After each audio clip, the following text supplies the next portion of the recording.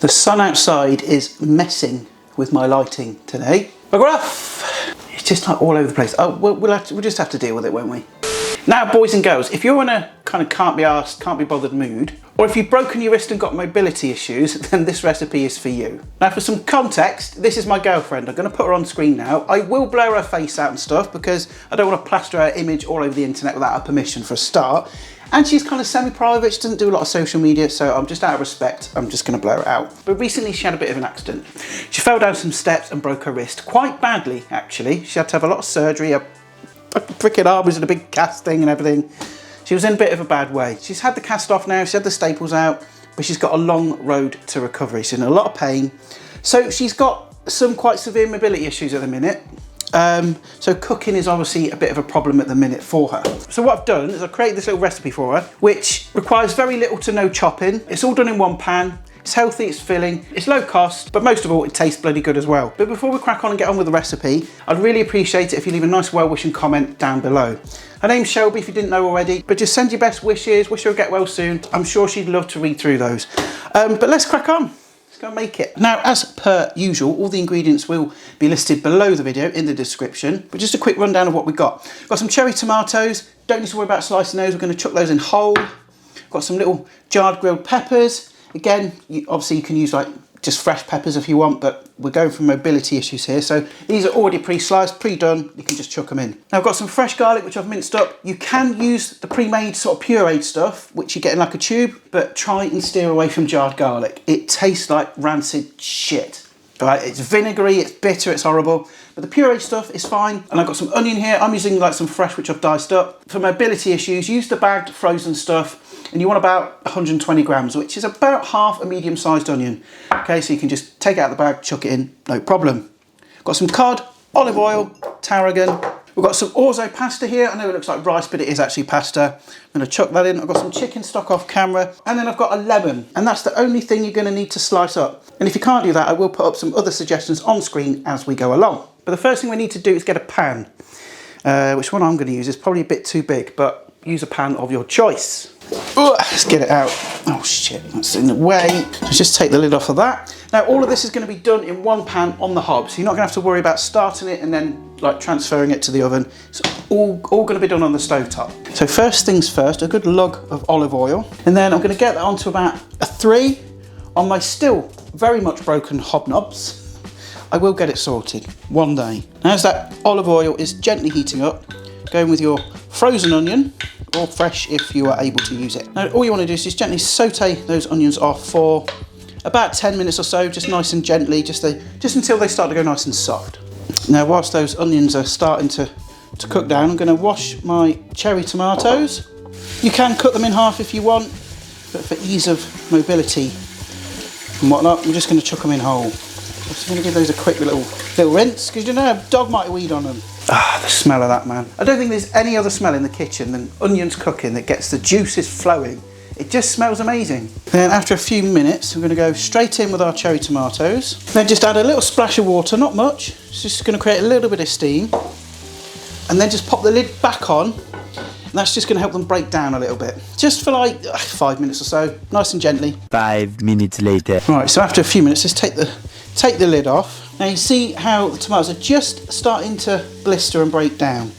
That's when we can add the garlic. You don't add the garlic too early because it'll burn. Now you want about a teaspoon of the garlic paste. If you're using fresh, then you want about 3 cloves of garlic, 3 small cloves. But if you're using the tube, you want about a teaspoon. And I'm going to give that another 30 seconds or so, just to take the edge off that garlic.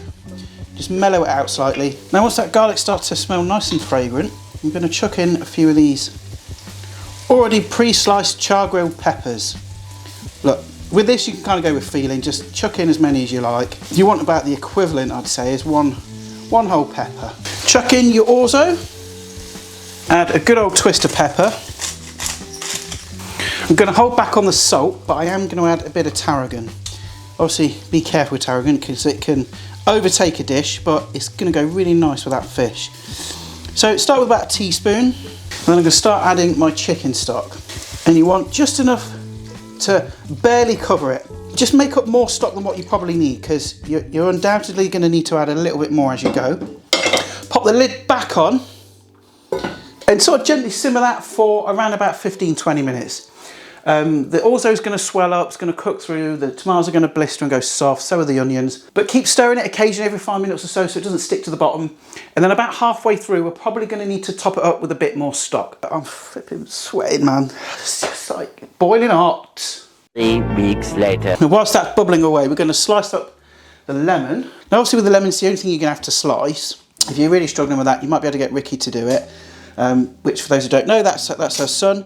But what you can do is just roll it with your left hand, because it is her right hand that's broken her wrist. So roll it with the left, and then maybe Ricky can kind of slice it in half for you. Failing that, you can use like if you've got some preserved lemons, jarred preserved lemons, chuck some of those in there. But you can also use that bottled lemon juice as well. Okay, so we're about halfway through, so I think I'm going to add a bit more stock. It's a bit like making a risotto, really. Now, let's pop that back in there. Lid back on top. A little longer than a few minutes later. Okay, so we are not far off now. So we're about 15 minutes in. I'm going to add the lemon juice. Obviously, not the pips. Oh, I've just dropped one in there. Oh no, you're in there somewhere. There you are. I don't want to crack a tooth on that. Okay, just kind of stir that through. Now you want the juice of about half a lemon, but just kind of taste it as you go. If you want a bit more, you can always squeeze a bit more in. But let's see if it needs anything else. That is good. Could do with just a little touch of salt.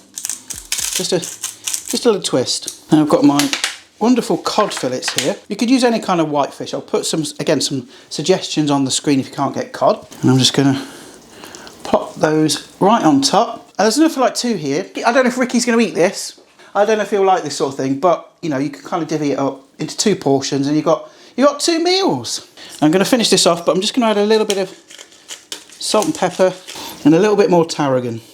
Now, if you can't get tarragon, I will put some suggestions on screen for alternatives. And then for the final sort of 5 to 10 minutes, just pop that lid back on, just until the cod is nicely cooked through, nice and tender, and we're almost there. 16 paranoia-filled days later. Right, we are there, I think. I'm going to take this lid off, just test that cod, see if it's done. Still nice and firm, but cooked all the way through. And then just as a final flourish, you don't have to do this. This is like purely for presentation purposes. Just going to pop a little bit of lemon on there and a little sprinkling of green stuff. This is just some parsley. The moon hits your eye like a big pizza pie. That's amore. When the world seems to shine. Now you can, of course, serve this up with some salad if you want, maybe some crusty bread. But I'm incredibly uncivilised, so I'm just going to eat this straight out of the pan. Hot. So there we go. Nice, quick, simple, easy little recipe. Dedicated to my beautiful, wonderful Shelby, which she can obviously knock up nice and easily, minimal to no chopping, and it comes together in record time. But listen, I'm going to bugger off. I'm going to go and have a rest because I am flipping sweating, man. It's getting hot in it. But before I go, remember what I said at the beginning. It'd be really, really nice if you could just leave a little comment down below. It doesn't have to be like lengthy or anything. Just wishing Shelby a speedy recovery. I'm sure that will help boost her mood, boost her morale, just to kind of read those nice comments from you. But listen, I'm going to bugger off. I'll see your gorgeous faces next time. Ta for now.